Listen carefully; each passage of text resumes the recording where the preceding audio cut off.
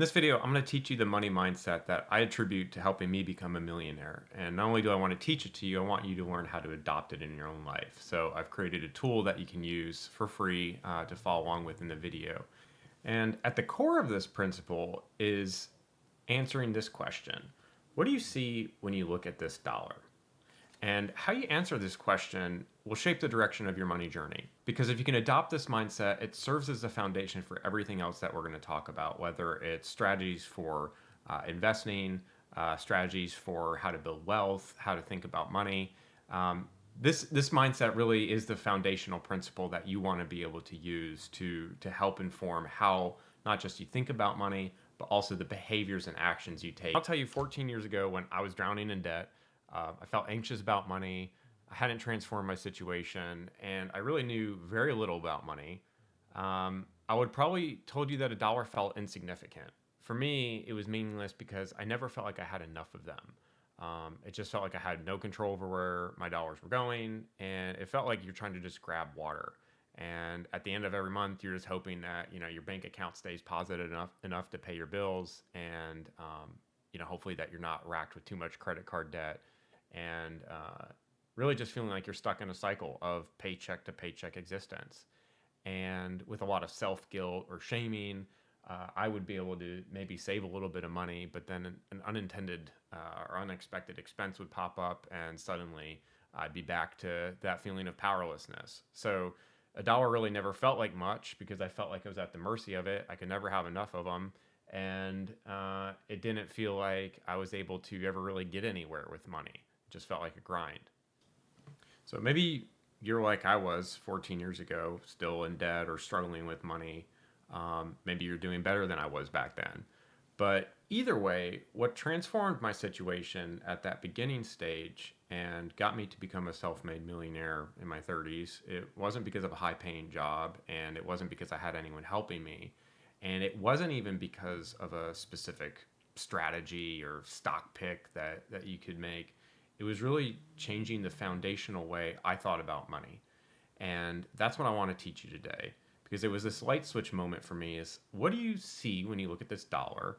And the answer that you give changes how you approach money every single day of your life. So you ask, what do I see when I look at this dollar now? Well, so what I see now is an exchange of energy. And I don't mean this in a weird, fluffy metaphysical way. But when I look at this dollar or money in general, what I see is that I have traded my life's most vital resource, my limited time on earth, for a dollar. And how do we do that? Well, we all know we have to work. So anytime that I go to work, I don't see money, I see my time. And I know this might seem a little obvious at first, but if you stick with me and internalize this shift in mindset, it transforms how you see everything. Why is that? Because instead of seeing and thinking in dollars spent, you should actually be thinking about time spent for something. So let me give you an example. So let's say you earn $20 an hour. At $20 an hour per minute, you earn 33 cents. So what that means is that it takes you 3 minutes, just roughly, to earn a dollar. So let's say you wanted to go for a $10 lunch. Well, if you know it takes 3 minutes of your time to earn a dollar and you want to buy a $10 lunch, instead of just thinking about $10, think about it like that's 30 minutes of your time. And don't just think about it like that's 30 minutes of your time, but it's 30 minutes of your time spent at work. And you kind of start to think, well, wait, what does 30 minutes of my life at work look like? And is that honoring the exchange for that time? And it doesn't mean that you stop spending everything, because of course we need to spend money and we want to spend money.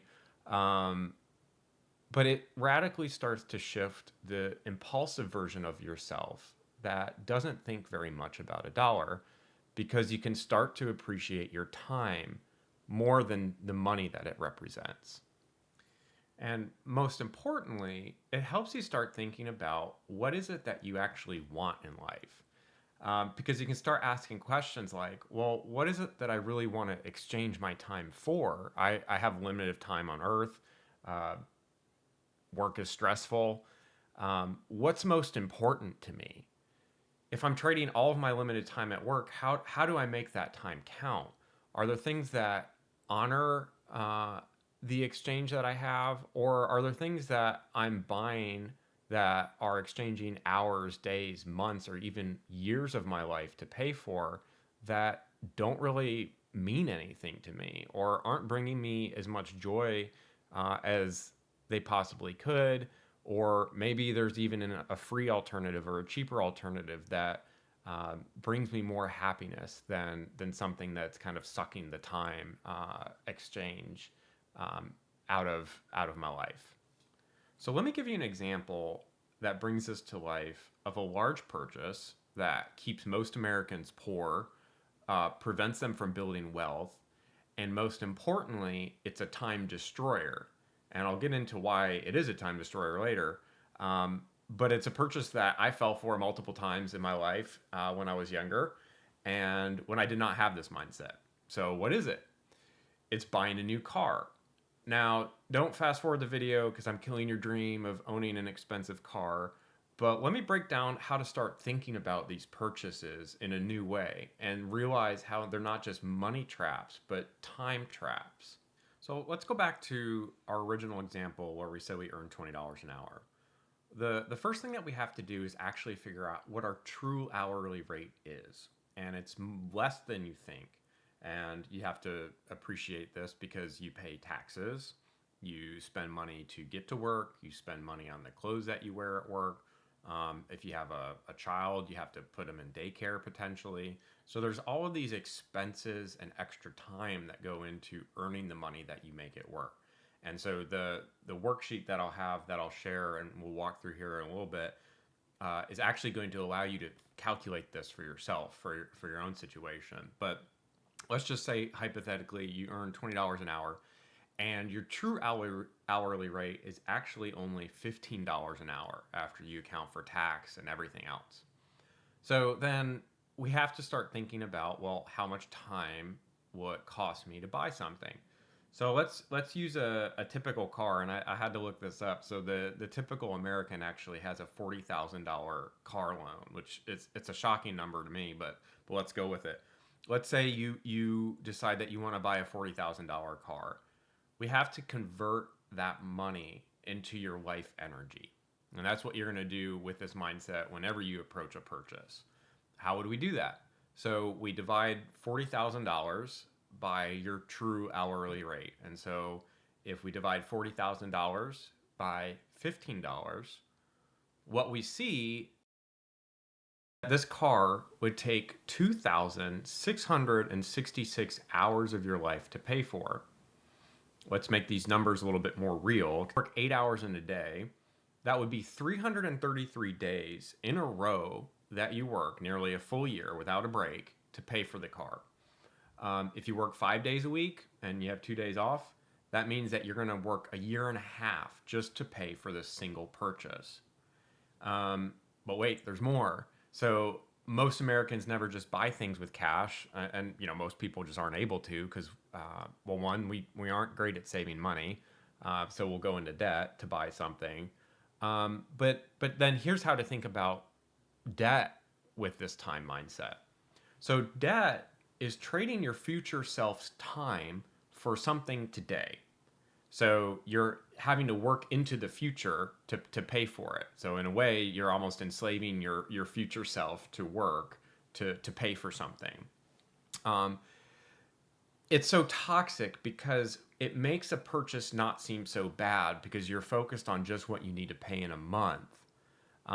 But what you ignore when that happens is you lose sight of how much of your time exchange happens for the lifetime of a purchase. Worse than losing sight of how much something actually costs you, both from a money perspective and a time perspective, debt actually requires that you pay more of your time to finance it. And so you do this when you have to pay interest on a loan. And so when you pay interest on a loan, you're actually having to exchange more of your life's energy, more of your time, but you're not getting anything extra. You're only paying for the instant gratification of something that you can get now for your future self that you're signing up for work to pay for. And so how does that work in this car example? Well, so let's say you had to finance the $40,000 car. let's say at a 5% interest rate for 6 years, which is actually pretty good right now, because most people are now financing cars for 7 or 8 years. You pay an additional $11,000 just for the opportunity to take on debt.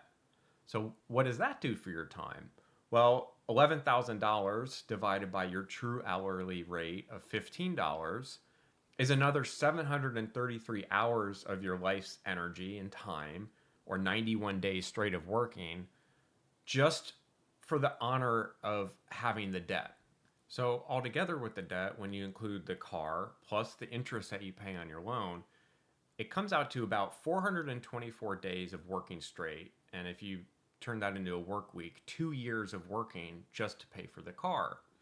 Now, that alone might give you some pause. And when I started thinking in this way, and again, like I said, I fell for the new car trick when I was really young. I wish I could go back to my 16-year-old self and say, hey, it's not so cool to have this car. It's better to save and invest your money, and you can be a millionaire in 20 years and not have to really worry about work. But that's not what I was focused on at 16. But I hope this video helps someone at 16. But so again, so this might alone give you some pause. But for me, when I started to look at my life's time like this, I thought about all of the hard days of work, not just time in an like really abstract sense, but bring it to life.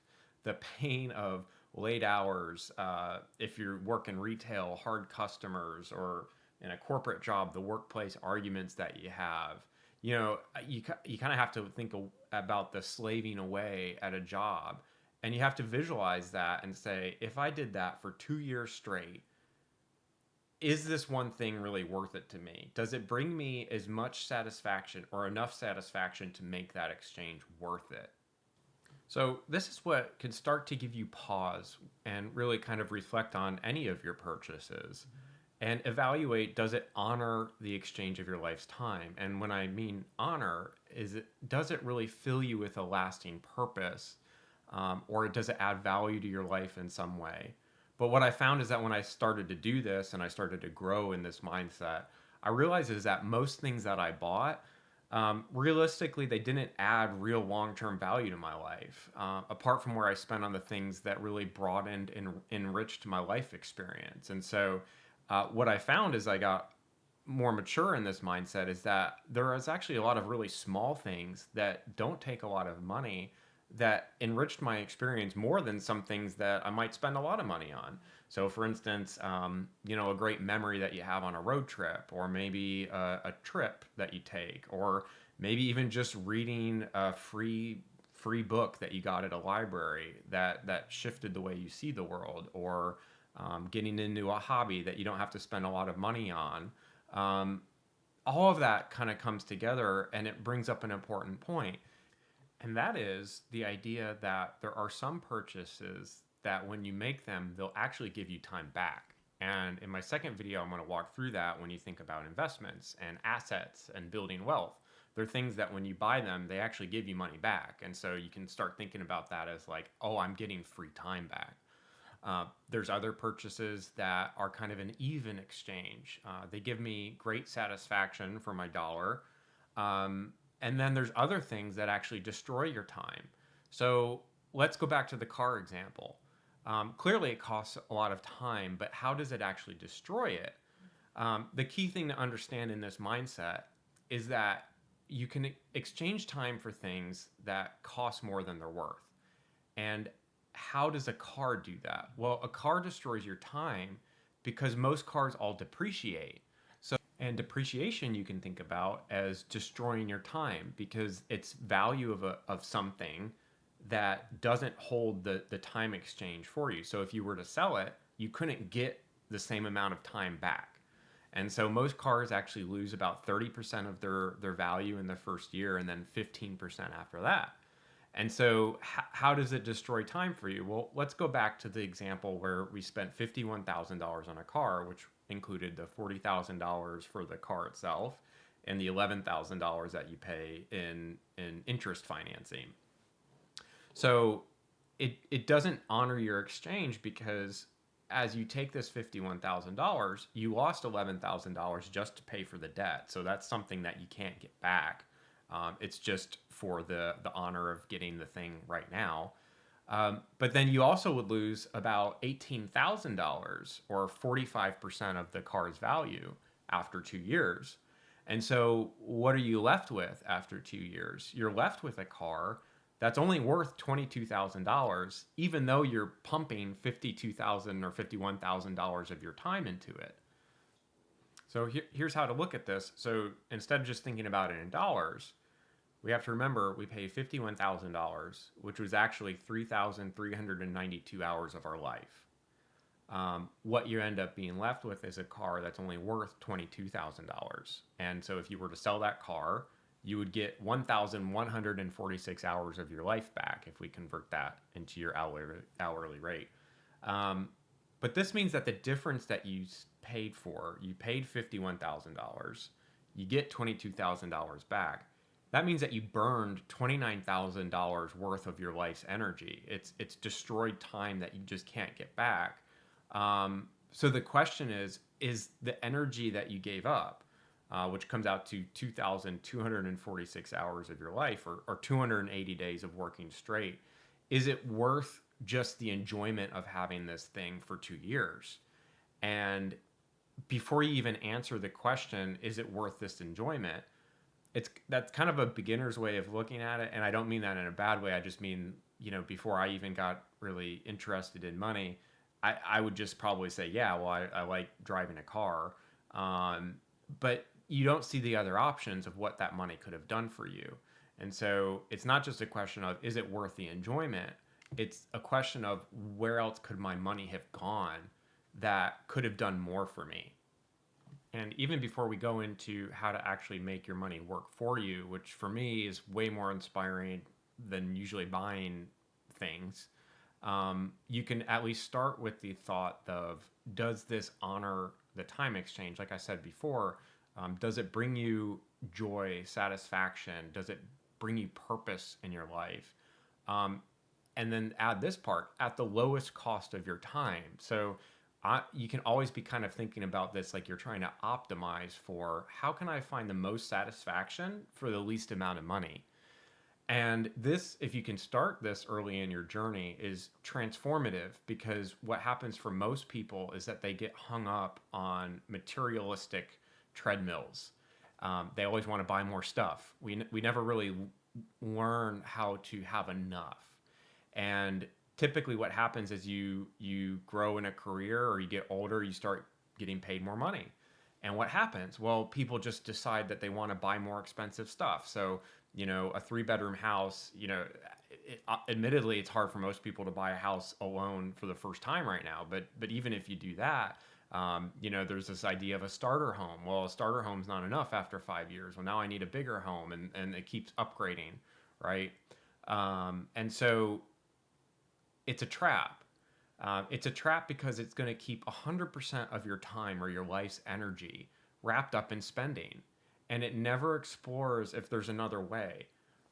We're sold on this lie that in order to be happy, or to feel valued as a human, or to be as good as someone else, you might have heard the term keeping up with the Joneses. You're always comparing yourself to someone else. And that to be really truly content, you have to keep spending money on not just the things you can earn right now, but on better things and more things into the future.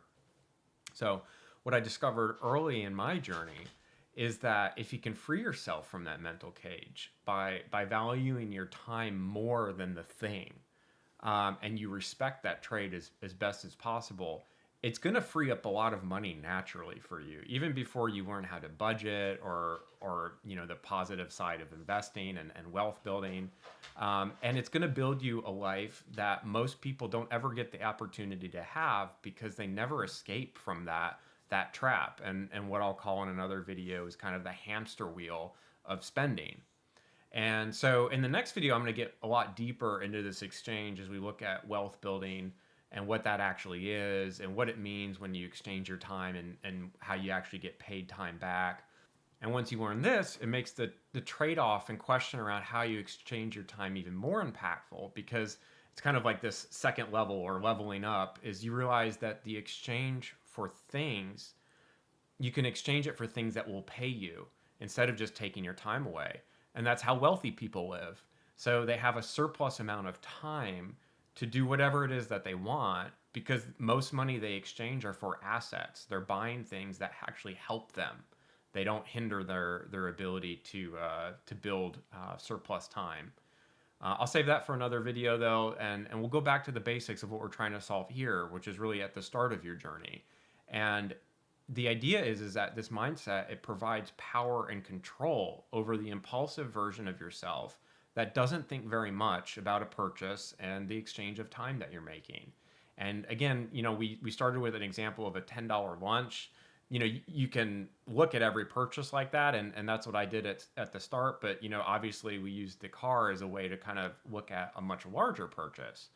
But the point is that it helps you get clear about what you want out of life, because you realize that there's things that just steal your time and provide little fulfillment, or at least as you get older, you realize that the fulfillment that you get, it never really sticks, and then you're kind of on to the next thing. And so trying to learn how to get out of that trap is what's going to help you along your journey. Okay, so I've given you some examples, and so we're going to go back to the original question is, what do we see when we look at this dollar? And I hope that by now what you say is you don't see a dollar and you don't see money per se, and you're not like me where I started 14 years ago where you felt like you never had enough of them. Instead, what you're focused on is you see this dollar more as time. So you can think of a clock instead of this. And you learn that it's not that I don't have enough of them. It's that actually I have to honor this dollar because it's something that I gave my life's energy for. And so we've given some examples of that with a lunch or a car. But to really bring this to life for your own situation, you need to understand how much energy you're actually spending to earn a dollar. And like I said earlier, it's probably a lot more than you think. And that's because we often only think that our jobs, we only think about our salary, our hourly rate, and we totally miss out on what actually goes into earning that money. The taxes you pay, the extra hours commuting, the time you spend at night responding to an email or taking a customer's call that you don't get paid for, the cost of paying for transportation, and anything else that you need to do to just earn that dollar. And so we're going to work on that calculation together. And like I said, I built a free tool that you can access on my website that we're going to walk through together so that we can start not just learning how to think about money differently, but a big focus of this channel is how can you actually take action and do differently with money. And so that's really what I'm going to be focused on any of my videos, is not just being hopefully an educational source for you, but a source that makes you feel like, hey, I can actually go out and approach my day differently because of something that I learned. And so I've actually realized that this video is getting rather long, and so I'm probably going to split it up. So we'll create a second video that walks through the tutorial of how to get your hourly number. And so if you'll follow me to the next video, I'm going to walk you through that. Thanks.